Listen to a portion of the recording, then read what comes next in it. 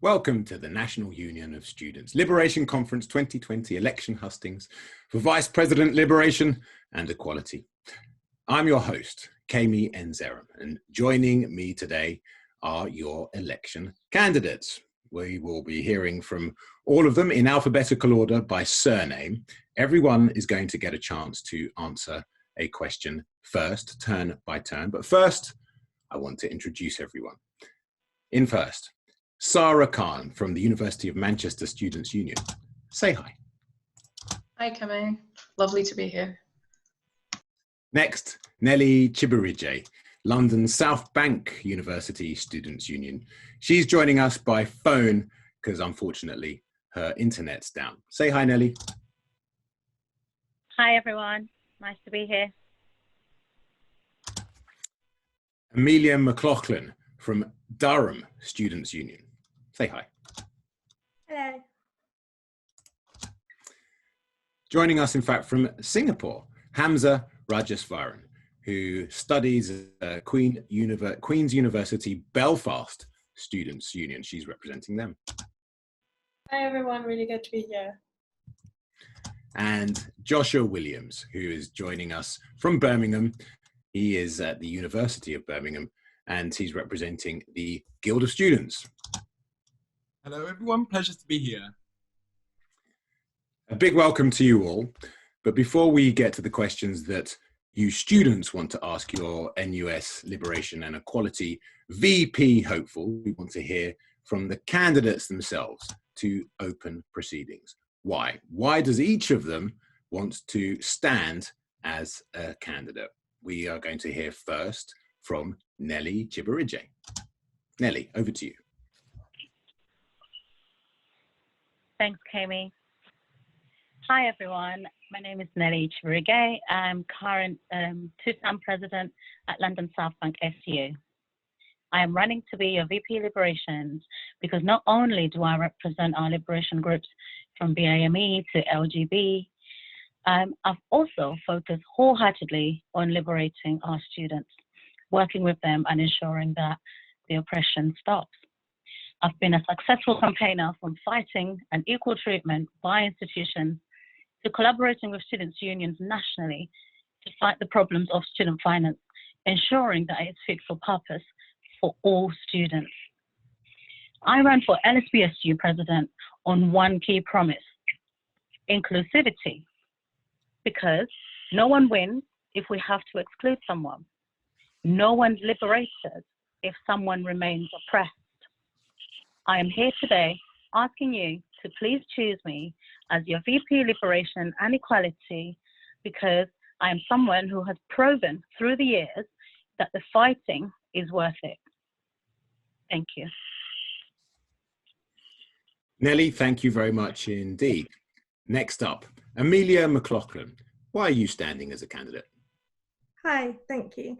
I'm Amelia Mclaughlin and I believe in collective action, that our movement needs to come together with all communities in solidarity to get discrimination off our campuses and out of our unions, to centre our liberation activists and truly be inclusive of our students, whether that's HE or FE. COVID-19 has only further highlighted the risk to the lives of our communities and the barriers that we face. And that's why I am campaigning heart and soul for no education without liberation. I've worked on both national platforms, winning the Disabled Students Activist of the Year award, but I'm passionate about supporting and lifting up on the ground activists across unions, across this country, and by transforming my own union's approach to liberation. I've seen so many of the barriers that I've heard from all over the UK, both in the nations and in England, from sabbatical officers because of their identities being blocked from doing the campaigns that they feel are important, to part-time officers being ignored. From this experience, I really feel that NUS needs to be a union that is students over factions, and that whatever your political beliefs, whether you're a liberation student from one camp or all, this should be your home. This should be based on collective action, and we should be fighting against the oppression that our education system is propagating within society. So that's why I am standing on no education without liberation. Please consider voting me for VP Liberation and Equality. Thank you. Amelia Mclaughlin, thank you very much indeed. Next up, Hamza Rajaswaran. Why are you standing? Hi everyone, I'm Hamza. So for the past 6 years, I have been organizing as a student activist for liberation in one of the most repressive regimes in Western Europe, and that's Northern Ireland. My passion in those 6 years has been making sure that students from our communities have the tools and the networks to navigate an education system which was never built for people like us. As a part-time officer, I organised against the exploitation of international students, and as a school rep, I fought for accessible education. As a rep on the NUS Black Students Campaign, I protested our racist politics, and as my own union's VP Equality and Diversity, I led a historic, successful student movement for marriage equality and abortion rights. And so now I feel like I'm ready to take that experience and build those movements across the entire country as your VP Liberation and Equality, because COVID-19 has proven what everyone from a liberation background already knew, that the status quo was broken, that normal wasn't working for us. Together, if you elect me, we will never go back to that status quo. We will never go back to normal, because together as a movement, we will never go back. We will build a new normal and a new society. A society where healthcare and education is liberated, our universities decolonized, and our students empowered. A society where we recognize our global liberation struggles are interconnected. A society driven by passionate grassroots people power campaigns that we will ignite, built and led by students. And so I'm asking for your vote to help build that society together, because one VP will not do that alone. It will take all of us to reclaim our power, to empower our unions, and to transform our movement. Hamza, very good to hear from you there. Indeed, times are a-changing. Next up, we've got Joshua Williams. Joshua, why are you standing? Hello everyone, it gives me great pleasure to be standing for the first Vice President Liberation and Equality role. I've spent my entire life fighting injustice within Birmingham, the West Midlands, and at the national level as well. And along the way, at the heart of that has been liberation and inclusion. And this is something that I'm ready to take to the national level now. But it wasn't always this way. So coming from a council estate and the care system after unfortunately being made homeless, I felt firsthand the difficulty of what with social mobility. And it often meant that I had to fight to even feel like I was worthy of having a voice. And fight I did. But I want to ensure that no one ever feels powerless or voiceless, and everyone has the tools, the support and the resources to be able to have their own right to self-determination. Every single student is different and every experience is different, and that diversity can and should be utilised to enrich our own lives and the lives of those around us. I was told quite simply that I would amount to nothing for being a council estate kid, and there's so many people across a plethora of intersections across the whole of this country that feels the exact same. We need to empower our student body, we need to empower our student unions, and we need to ensure that we are having a full understanding of how the intersections of our identity make it harder for us to thrive, and stop with a one-size-fits-all approach and really take an intricate basis of how to uplift all students.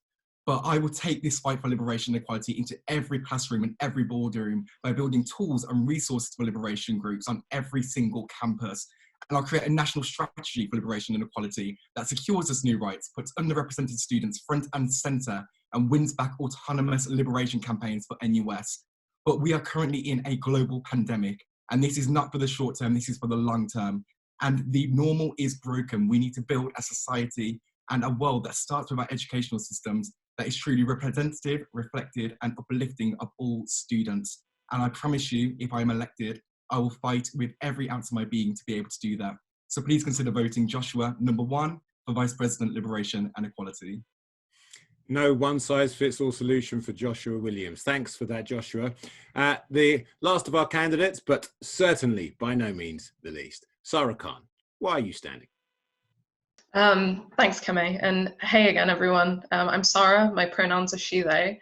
I'm the current Liberation and Access Officer at the University of Manchester Students' Union, the largest students' union in the UK, where I've been representing all 5 liberation campaigns and leading a team of liberation volunteers for the past 2 years. I'm running on a platform to embed liberation throughout the movement, to support liberation officers, volunteers, and activists, and to lobby for a free, accessible, and liberated education for all. For the past 3 years, NUS's liberation campaigns have been really formative for me, as I'm sure they have been for so many of us, which is why it's so heartbreaking that for the next 2 years, those autonomous campaigns won't be led by full-time, fully resourced, fully paid officers. But for the next 2 years, it's vital that the legacy of those campaigns lives on and that your VP Liberation does them justice. I believe that I have the track record, the commitment, and the vision to deliver that. I've founded a Decolonize campaign on my campus. Alongside the NUS LGBT+ campaign, I've developed and delivered training and resources to student activists and societies across the UK on building anti-racist LGBT+ spaces. And both nationally and locally, I've led liberation volunteers and I've organized with UCU, BDS, FemSocs, Disabled Student Socs, and more. I've got the tireless commitment to intersectionality and to decolonization that doesn't reduce these terms to just buzzwords. So please consider voting for me, because together we can. Thank you very much, everybody. A huge amount of experience there. And I'm sure the entire student electorate will agree that we have a really strong field standing here. And now we go on to the questions from you, from the electorate. And I'd like Amelia to respond first to the first question, which comes from a number of students' unions from across the country. It's a long one, I'll read it out. How will you go about ensuring the representation and voice of all liberation groups and ensure that campaigns are inclusive enough for all students of different backgrounds and political views? Let's put that another way, and let's be more specific. How will you go about supporting postgrad, international, Black, trans, LGBT+, disabled and female students? Or a bit simpler, how will you connect with students on the ground and make NUS campaigns relevant to them so they all feel included? And included is probably the key word there. So, Amelia, a big question to start with. Over to you. I think this is what I love about liberation, the fact that there are so many different people with different experiences, with different political beliefs that we can all learn from. I think I would want to build the movement from the ground up to involve as many people as possible. I think one of our issues has been outreach to students, outreach to unions that are not affiliated, that want to be affiliated, and to make sure that every student, no matter whether they're in one liberation camp or all 5, feel that they are valued, included, and have a voice and have a structure to make their voice heard. I think I would work with my volunteer committee on how those structures need to be modified. I would use my innate neurodiversity of the way I can look at problems from a 3-dimensional perspective, think about them without even consciously being aware of them, but use my voice to lift up the voices of on the ground activists, of the voices of communities that I'm not a member of, and to ensure that everyone is learning from each other, that we have the structures, and that we just have more communication. I think the first part of, if I was to be elected, would be to spend a year literally reforming, rethinking, and communicating with students on the ground, with unions, and more importantly with part-time officers, to make sure that whoever you are, whatever your representation, that you have a space. Amelia, thank you very much indeed for that. A lot of food for thought. Your 3D perspective, I'm sure we'll hear more about that later. You spoke about using your voice. Hamza, to you next, the same question. How will you use your voice? So I think, first of all, it's a collective responsibility to center liberation in the student movement. We cannot allow, in the context of defunding our autonomous liberation officers for the VP Liberation, to be the only person to be doing the liberation work. Practically, the way that we are going to have to center liberation in NUS's work is to build it into every single NUS campaign. Liberation cannot be sectioned off into one small part of the organization. The next 2 years needs to be making our work on building a national service for education reflexive and decolonial, making sure our work on the cost of living is actively championing the interests of disabled students, and our work on healthcare is recognizing health inequalities across society, starting off with the disproportionate impact of COVID-19 on Black communities and communities of color. I've campaigned to save liberation. I campaigned to save the trans officer last year, and I fought against turnaround changes that were going to jeopardize our liberation campaigns.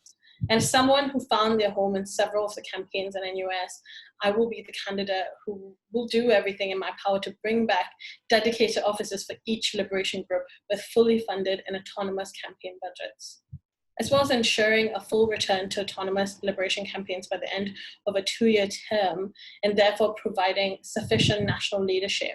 The key thing to ensure here, so as to build and broaden our movement, is that our volunteers and part-time liberation officers on the ground are sufficiently supported, empowered, and valued.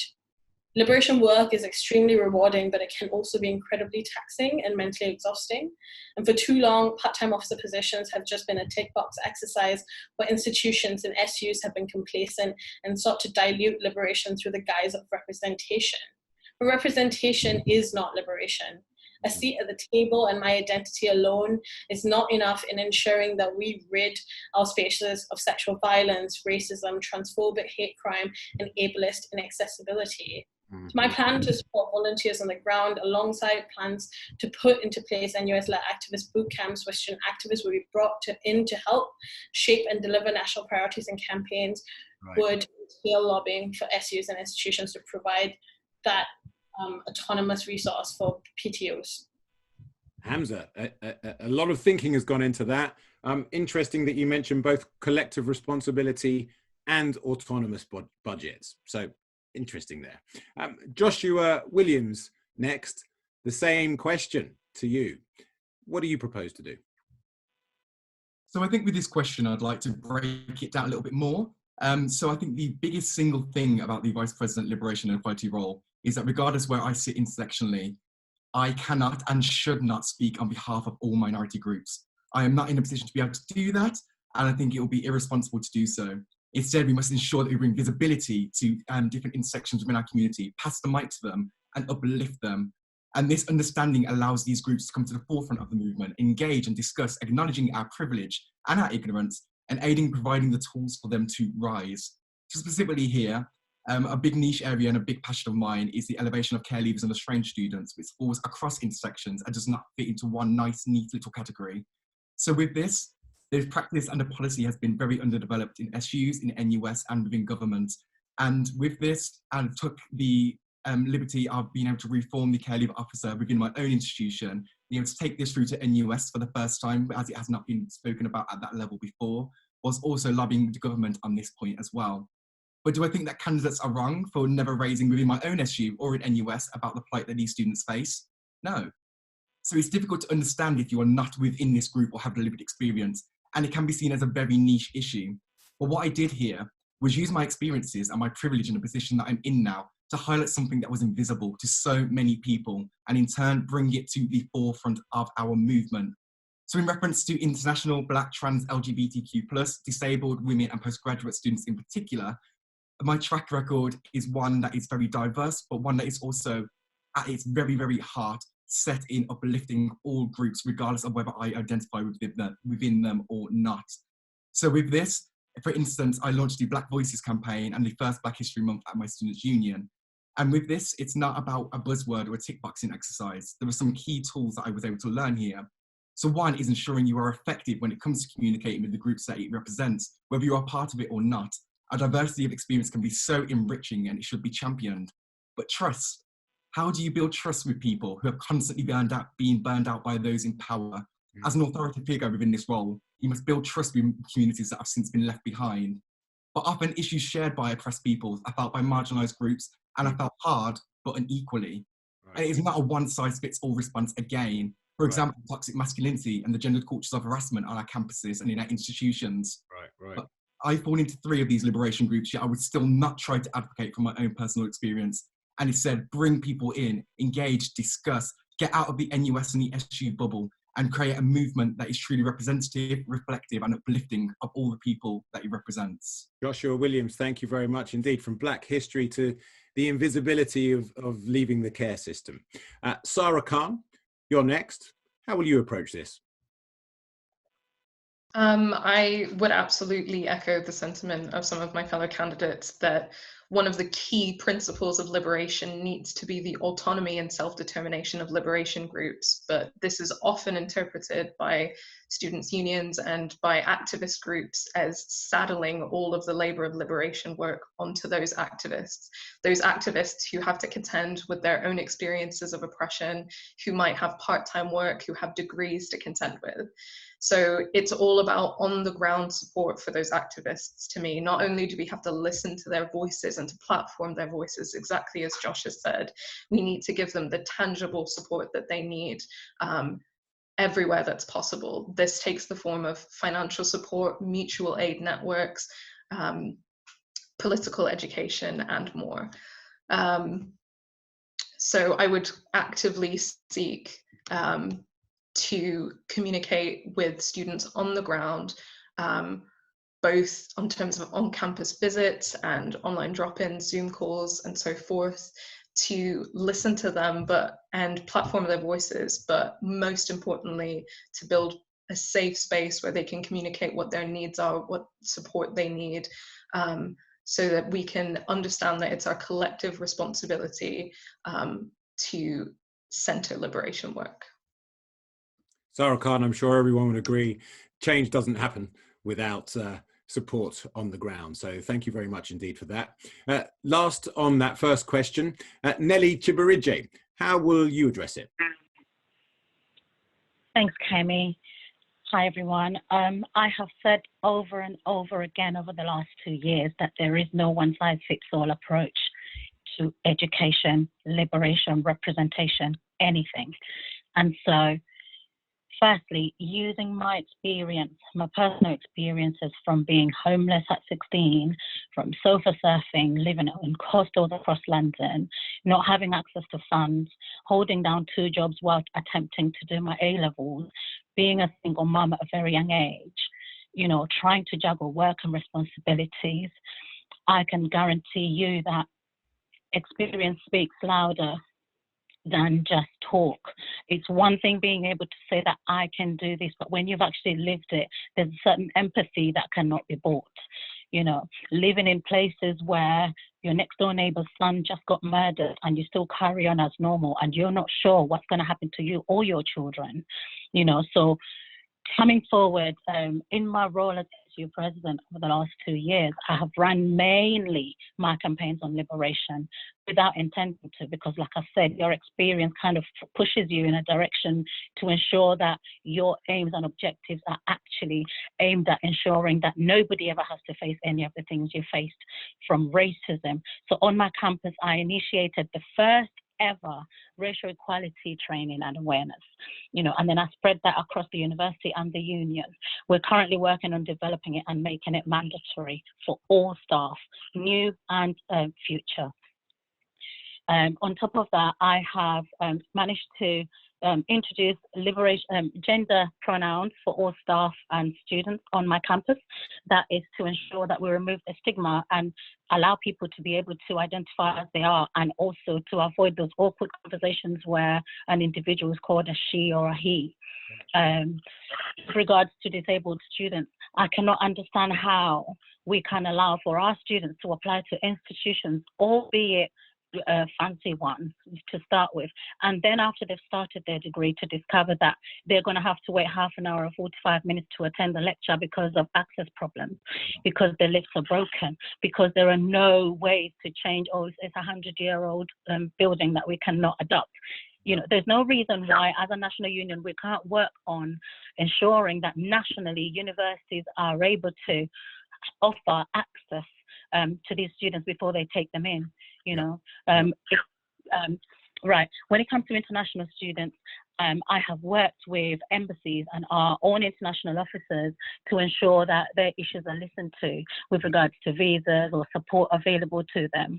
And I'm sure we can come back to international students and the challenges they face later on in the discussion, but we must move on. And I'm sure everybody listening will be very impressed at the wide range of both professional and lived experience that all our candidates are bringing to bear with the roles that they perform at the moment, and of course the application, their wish to be VP Liberation from 2020. We must move on though onto question 2, which comes from Heriot Watt University Students' Union.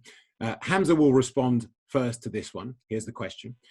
Have you, well, we know you have, but have you been involved in campaigns of a national nature before? And how would you bring this experience to the role? Hamza. So the Liberation Campaign Committee will be essential in both laying out the priorities of each Liberation Caucus, as well as holding to account the work of the only full-time elected representative for Liberation currently. Key to this would be creating a safe space for discussions, organizing and campaigns planning where each representative on the committee is empowered enough to prioritize and lead, as well as shaping our national priorities and direction. Having been a volunteer in one of the nations, I full well know the constraints of working with budget cuts and limited resources. It's no secret that our union is facing financial constraints. This combined with the fact that COVID-19 has emphasized how we drastically need to rethink the way we organize. For our methods to be accessible to everyone, NUS has already taken steps to move Lead and Change online, which is the annual trainer for SU officers and other conferences. As well as making this step, efforts need to be made to regionalize and bring SUs together on issues such as sexual violence and the attainment gap, which transcend our institutions. So efforts need to be made at a regional level from our national union to ensure that SU officers and volunteers feel empowered, supported, and connected. Hamza, thank you very much indeed for that. And I must clarify that question, in fact, came from Queen's University Students' Union, Belfast. National campaigns, have you been involved? That's the question we're answering right now. We've just heard from Hamza. Joshua, national campaigns. On the PDF that was sent, that was the second question was not the one from Queen's. The national campaigns question is from Queen's. But nonetheless, Joshua, we'll go to you next. Have you been involved in national campaigns before? And how would you bring your experience to this role? Thank you for this question. So this is actually a really exciting question for me, because within this role, it is elevating the voices and experiences that we have had along the way within our own student unions and taking that to the national level. And behind that, you do need the experience to be able to make sure that you can engage with both the nations and key stakeholders in being able to really achieve that really effective change. So I spoke a little bit about care leavers earlier, but I'd like to go back to this because that saw me working with government and pushing for national legislative change. And that's since been adopted by NUS too. And I think that's really, really exciting for me because it's allowed me to get insight into the policy areas and how we're going to make legislative and structural changes to be able to uplift minority students. But away from this, I think it's really important to take apart the skills that you learn from these kind of national campaigns and national activism. And that is being able to negotiate and influence different stakeholders and secure that buy-in and make sure that they are as committed as you in being able to assure that change. And putting liberation and equality issues at the national forefront is a hard task. However, I have the knowledge and the experience of how to achieve this, and I can get people's attention. So it's about acknowledging my privilege and utilising this to uplift other groups. So a good example here would be I work as press at Birmingham Pride and have done for a few years now, which is absolutely fantastic. I would really recommend it. But with that, at the last Birmingham Pride Parade, it was led by queer Muslim community groups for the first time. And it was my press outlet that broke that story into national press and in turn uplifted that group to be a national visibility. And that was really exciting for me because it was something that had been omitted by the mainstream, predominantly white-centered media. And the fact that I was able to acknowledge my own privilege and lend a voice and pass the mic over to them makes me incredibly proud and incredibly happy. And that's what I want to continue to do as well. I mobilise student activists and volunteers. I brought visibility, but this is our fight and it's one that will continue. And I'm so excited to have the opportunity to be able to take these skill sets that I've learned from different areas of national campaigning and embed this into a strong, effective and accessible VP Liberation and Equality role for the next 2 years. Joshua, thank you very much indeed. Sarah Khan, national campaigns. How will you bring your experience to this role? Over the past couple of years, I've had quite a lot of experience working with national campaigns, particularly the NUS LGBT+ campaign and the UK BDS, or Boycott, Divestment and Sanctions campaign. So as a committee member of the NUS LGBT+ campaign, I've developed political education and resources on building anti-racist LGBT+ spaces. These have been digital and physical resources where I've gone on the ground to students' unions and trained LGBT+ society committees and students on how to embed anti-racism in their LGBT+ activism. For the Boycott, Divestment and Sanctions campaign, I've done similar work, going on the ground to campuses and providing digital resources on pinkwashing in Palestine, once again focusing on the intersection between anti-racist work and LGBT+ activism.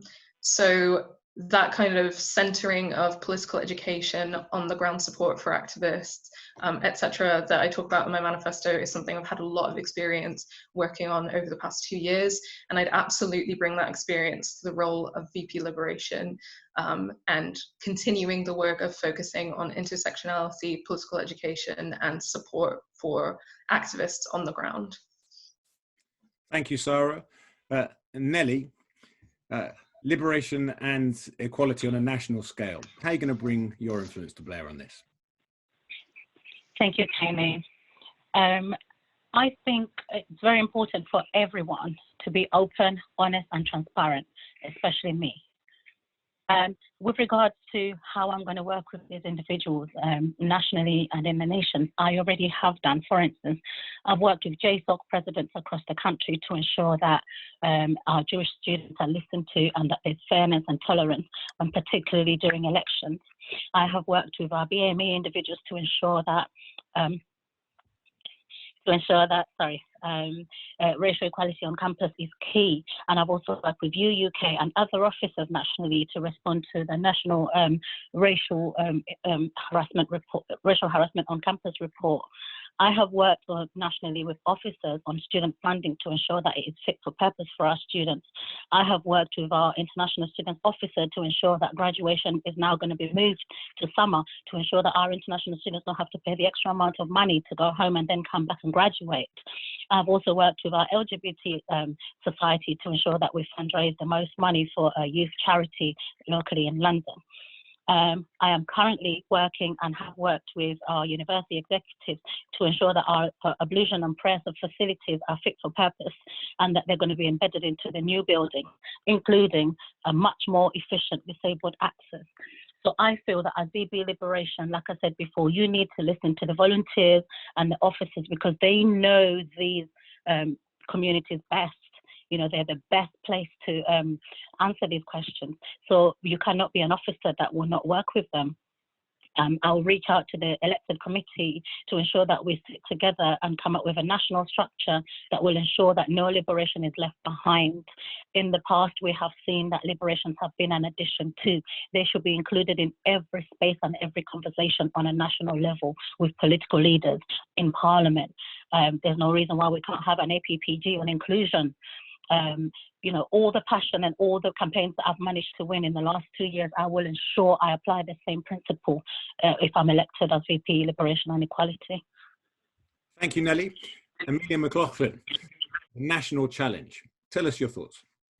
I think this is a really interesting question. I think from my experience, I've gone to Parliament and spoke on behalf of like mental health issues and how universities are just failing to have cultural competency, failing to look at the intersectional and liberation issues that affect students, and being really blunt with MPs and told them that, you know, the concept of like resilience and that whole conversation around how like the structural oppression is putting the pressure on individuals and not actually where the pressure and the stress is coming from is really important.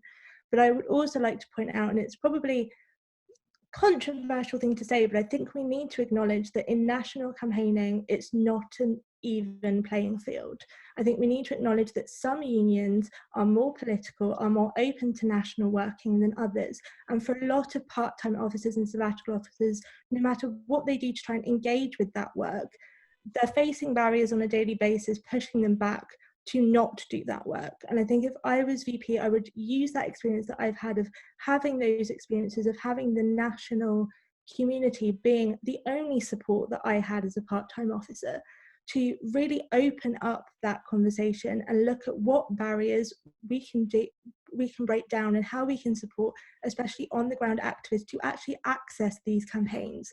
Because I think we need to look at our structures and look at how students are actually able to engage, and whether you are an affiliated union, an unaffiliated union, a member of your community, a FE college that, you know, doesn't even have staff or an SU resources. Like, I think we need to focus on what is going on the ground and set some expectations actually of what we expect from our membership to support and respect liberation activists on the ground, and then take that national, because I think we need to look at the national and overarching oppression that our education system is propagating, and that cuts across. It impacts differently on different communities, obviously, but I think from the cash cows that international students are being taken for, to disabled students rather being denied an education, to people of colour being racially abused on a daily, if not hourly basis across campuses across the country,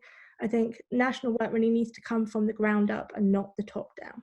And really important that you referenced there that different SUs in different institutions have very different resources and very different ability to influence themselves. So thank you, all of the candidates, for your responses. I know Hamza would like to come back in to that first question before we move on to the next one. Hamza. Hi, yeah, so sorry, I got confused by the institution. So in terms of national campaigns, I've been involved in several national campaigns before, so including campaigns which have spanned 2 nations. Throughout my time in the student movement, I have been proud to empower the voices of activists on a national level, whether it was helping to lead the student campaign for repeal in the south of Ireland, building the NUS USI BAME campaign, or playing a pivotal role in the NUS USI Women's campaign. I've always believed that the voices of students to drive positive change in society should be at the core of our movement. From the hashtag #MyRacistCampus campaign to Black History Month, and from Home to Vote to Repeal, I have a wealth of experience in designing, leading and supporting national campaigns, and importantly, empowering local activists to deliver them. In the role, I will use my experience of successful grassroots organizing to empower our activists to shape and lead campaigns. I know what it's like to lead a successful national campaign, which will deliver for students and make the change we want to see. But I also know what it's like to be an activist on a campaign without enough support. I will prioritize volunteer support and activist development so that we can empower all our supporters in every corner of the country to liberate their healthcare and education. And if we want to truly liberate our society, one voice at NUS cannot do it alone. It's going to Hamza, thank you very much indeed. And empowerment, you're absolutely right, is so important. So from a kind of general question to a very specific one that comes from Aquinas Students' Council, and Joshua is going to respond to this question first, and it's about FE, further education, which is often ignored in liberation campaigns. Joshua, how are you going to include FE, further education, in your work? Thank you for that question. So I think there are some inherent issues within FE that really need to be addressed, and I think the NUS needs to stand united and in full support of our FE colleges that are often seen as left behind, to be completely honest. From a governmental structural issue, the issues with funding minimise the ability for them to be able to fully partake in fully funded, fully resourced and fully supported liberation work, and that's really disappointing when compared to their HE counterparts. When it comes to this, it's really important to be able to lobby both at the governmental level, but to also work side by side, united with the Vice President of Further Education, who's just been elected, to ensure that the depleting resources and capacity of FE does not inhibit their ability to be able to fully and effectively engage in the NUS campaigns. But on the flip side of that structural issue, I'd also like to look into the workings of NUS in itself. So I followed the national conference results and I was very, very excited the entire time, and the voter turnout was released afterwards. But why is voter turnout so low for FE candidates when they outnumber HE? And how do we effectively mobilise, champion and support FE activism and ensure it is heard at every level of the organisation? We need to consult with them, bring their voices into that. And I want to act as a champion to this, making sure that it is held within all elements of my liberation work. When it comes to FE, in addition to that, it makes me quite sad, to be completely honest, that there is so much diversity within our FE institutions, yet that is not reflected within NUS. And I think NUS has such a focus on HE at the moment that FE is sometimes left behind. And we need to make sure that they are on parity to ensure that all voices across all of our membership can actively mobilise upwards and make sure that it is represented. Sure, thank you very much indeed for that.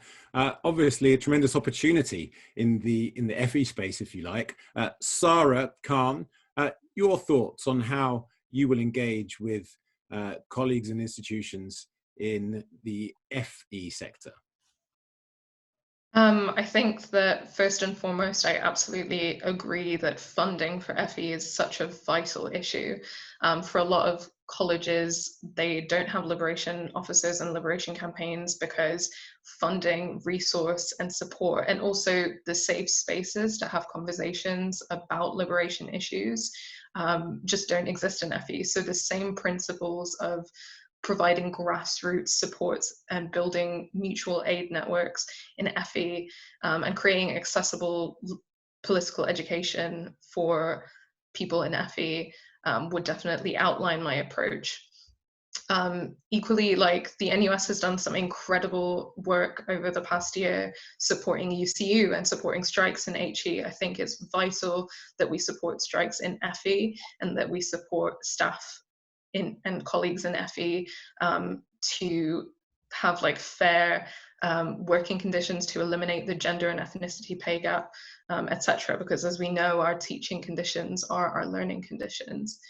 I'd also fight to abolish the predicted grade system, which statistically has been proven time and time again to disadvantage students of color and disabled students who are consistently underpredicted. I think the current crisis with COVID-19 has only served to highlight that young people of color and young disabled people are going to have their future completely just up in the air right now because of the predicted grade system. I think it needs to end and a fairer system needs to be in place.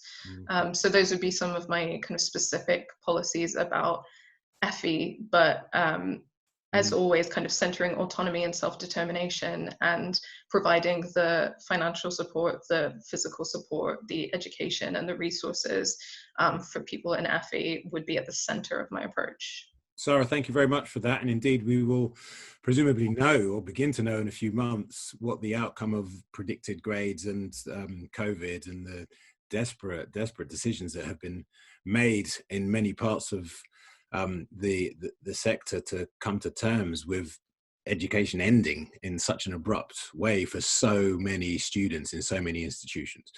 But time will tell on that case. Next, Nelly Chibarije, how are you going to engage with colleagues in further education? Thank you, Kami. Thank you for the questions. Firstly, I am one of the very few officers nationally from an FE background. I went from FE to HE, attended several FE colleges across London, and in every single one of those, I faced different challenges. So along the way, I have learned the challenges that people face in FE as opposed to your traditional HE route. For instance, during one of my journeys in FE, I built my own union simply by being active and proactive and involving students. I planned a trip to Paris for business students to visit the European Stock Exchange market. And with that, in a group of 15, I had 5 international students. I immediately sent an email to the French embassy to ensure that they got their visas so that they're able to participate, something that would have usually taken a long time. Fast forward now, as a SU president at London South Bank, we have a bunch of colleges in our group, including Lambeth College and the UAE. These are South London colleges, to be precise.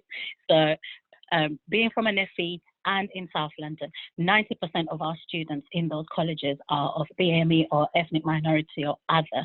The challenges they've faced and that I see, I've done outreach work with these pupils to ensure that those who are less likely to advance into further or higher education are not let slip through the net. And most recently, I was a lead officer in ensuring that we've built Lambeth College Union to a level that is nationally acceptable and nationally representative, and that has seen the recruitment of a full-time staff member and has also made our SU officers there one of few handful around the country who are paid pro rata for the hard work that they do. So as VP Liberations, I will continue to do this because I believe that coming from an FE background and having seen via my work experience that they are just as important. And yes, you're right, they make up a huge percentage of our national union, so there's no reason why their voices should be any less louder than ours. Right, indeed, and I'm sure lots of people will be interested to hear that it is possible to get funding to pay officers. Next, on the FE question, Amelia Mclaughlin, what's your view? I honestly think there's no excuse for how we treat FE in NUS. I think, echoing what the others have said, I think also coming from an FE background of someone that spent almost 2 years in a coma to come to HE as FE and then HE as a mature student, the difference between the two stages, I'm going to put it, of education is night and day. I think this is why I platformed this issue in my manifesto specifically to prioritize FE, because there are hundreds of thousands of FE students. Your journey into liberation doesn't start when you enter HE. And if we're going to be really, really honest about why there is a discrepancy, it's privilege. Like, HE institutions have more money, they want to keep their money. And even if there are big cities that have multiple FE colleges and HE colleges, HE doesn't want to share. And I think we need to look at this from a collective action, whether you're a HE student facing transphobia or a HE student facing racism in the same city, normally using the same local resources. We need to come together on these issues. So I would want to put together regional networks connecting HE institutions with FE to make sure that they have the support, and probably more pertinently is to go to NUS and as an officer of NUS saying any support we are giving to HE, we also have to give to FE and other learning institutions, because there shouldn't be a two-tier system. And I think we need to stop thinking about our education system in the way that it is framed, because it is framed with increasing oppression and increasing different levels and increasing tiers, and we need to rethink how we think about the structures and how they are impacting individual students on the ground. Amelia, on why sharing is caring. Thank you very much for that.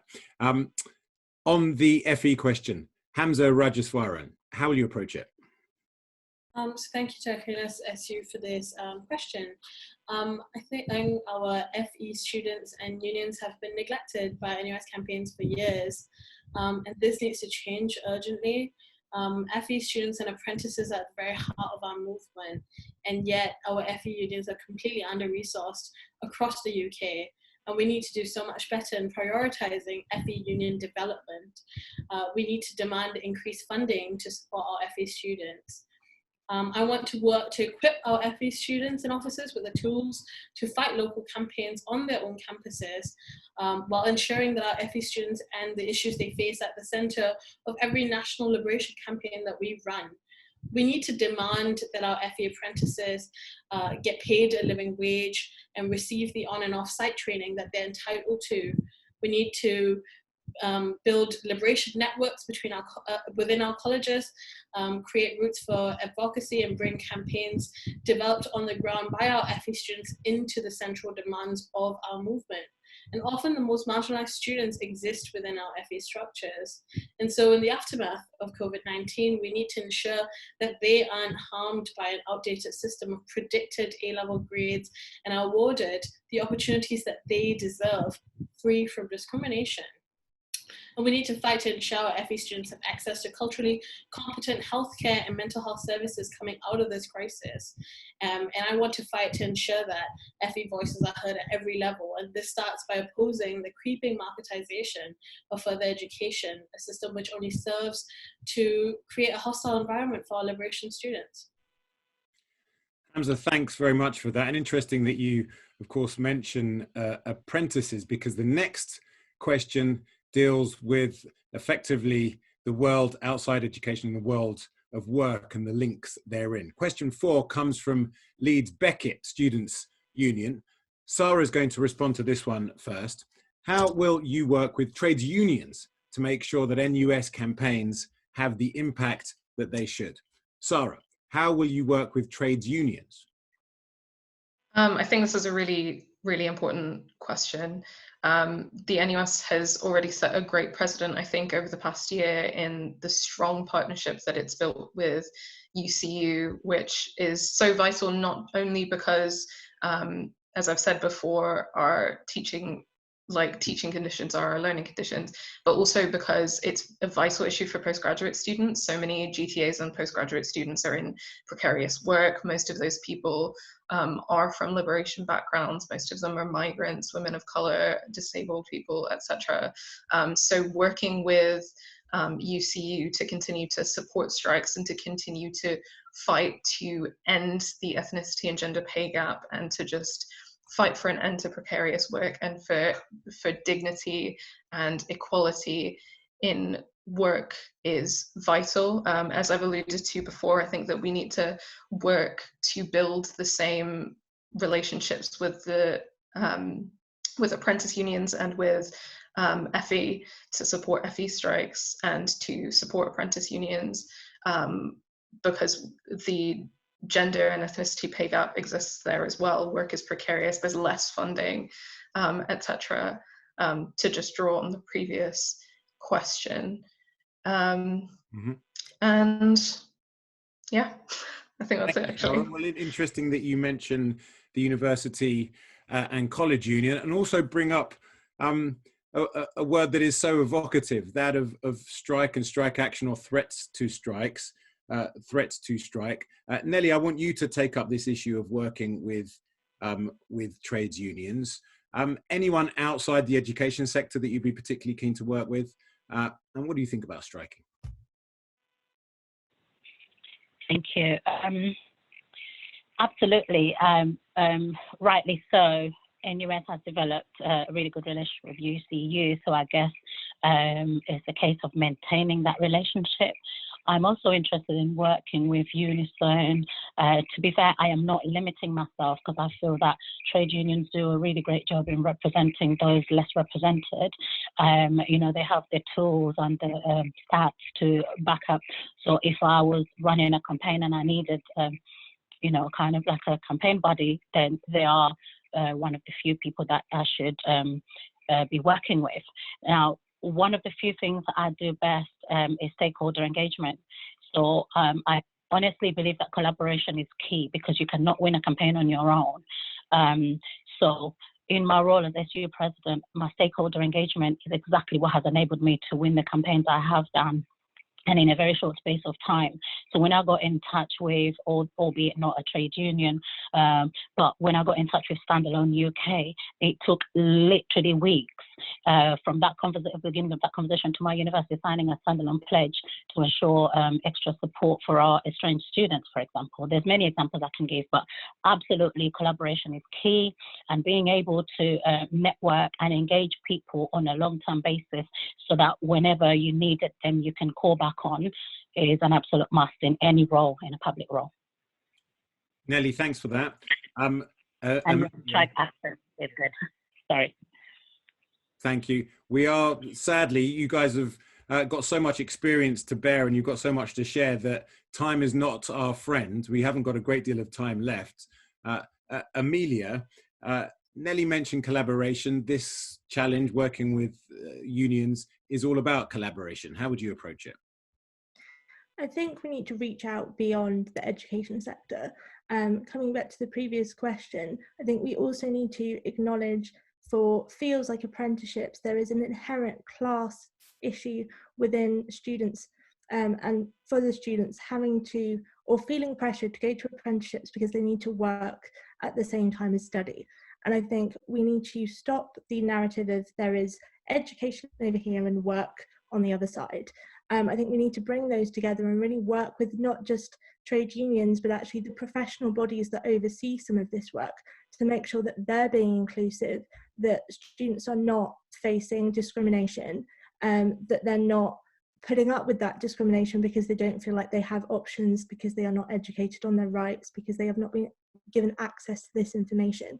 So I think it's very easy to be kind to our friends and hold our enemies accountable, but it's a lot harder to hold our friends accountable. And I think we have to do that in our partnerships to make sure we're not just paying lip service to political partnerships and letting our liberation students have the brunt of that experience when we're not actually holding them accountable to the standards that we actually want to see them perpetrate and implement within those spaces. A tricky balance to be found there. Hamza, how would you deal with it?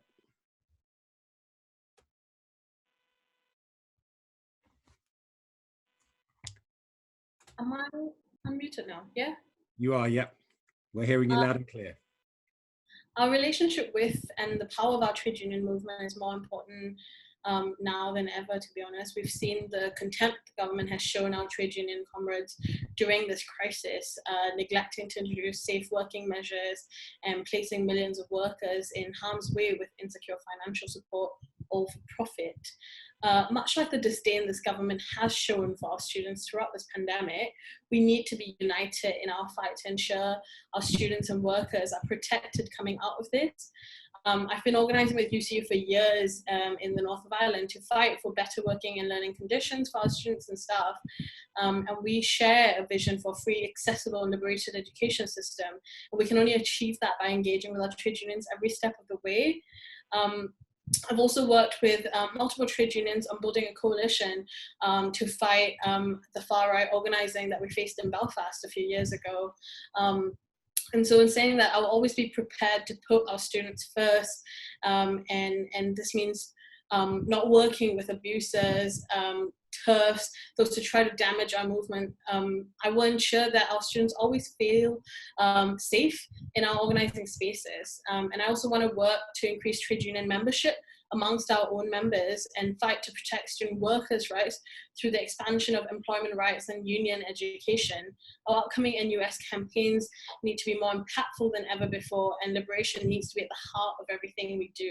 And we can only achieve this by demanding radical changes to our broken systems, united with our trade union movement. Thanks, Hamza. Joshua Williams, you get the last word on the last question, which is all we're going to have time for, I'm afraid. Hamza mentioned radical change. Would you bring radical change to the relationship with other trades unions? So I think this is a really interesting question, but one that needs to be understood quite complex, with quite a complexity of understanding, rather than taking it at face value. And I would echo Amelia's point about ensuring we don't just pay lip service. So when it comes to trade unions, they're such an effective and impactful body that secures wins for those that would otherwise be silenced. So we can look at UCU, or we can look at the ongoing work of trade unions in response to, say, furloughing and the response to COVID. But though there are some real big wins here, there are also some big issues as well. And we need to be that constructive friend in being able to make a real progressive movement for everybody. I have been that person on the picket line, and I've been involved in activism since I was a child. I've also been the person that's received extensive racism from within this area. And I think that's really important to say. Trade unions are predominantly run by white men. Every big one that's affiliated with Labour, for example, such as GMB and Unite, are all run by white men. Smaller ones are run by women. And although they achieve progressive change, historically, it's women of colour who fought to be in those places and achieve that change in the first place. And it's really important that we can continuously go back to our roots and understand our past, our present, and where we need to be.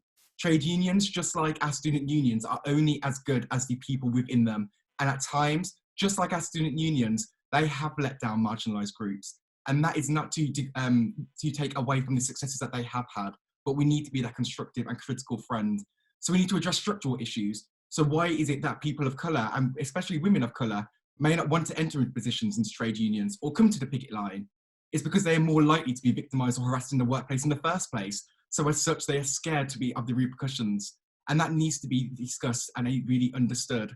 But to ensure that we work together and campaigns have a big impact, we must engage young people in trade unionism and get them involved progressively. We need to ensure that, like our own institutions, trade unions are reflective of their membership. We need to address the structural issues that may disenfranchise individuals from joining. And we need to ensure that students know of trade unions on their campus as much as their own student union and are active within their relevant ones. Only together and united and reflective and having those difficult conversations can we stand side by side in full solidarity to achieve a real progressive change. Joshua Williams, and indeed all the candidates for VP Liberation and Equality, thank you very much indeed. And to echo Joshua's words, a movement is only as strong as the people that are part of it. Well, I'm sure that whoever wins this election will take the position of VP Liberation and Equality in the National Union of Students to greater and greater strength. That is, I'm afraid, all we've got time for today in the 2020 election hustings for VP Liberation and Equality. Thank you all very much indeed for watching. Thank you, before we go, to all our candidates. First off, Sarah, thank you very much indeed, from the University of Manchester Students' Union. Thank you, Kemi, and thank you to my fellow candidates.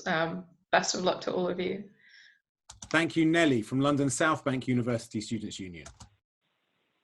Thank you, Kemi, and thank you to the candidates and all our delegates for having me. Thank you, Amelia Mclaughlin from Durham Students' Union.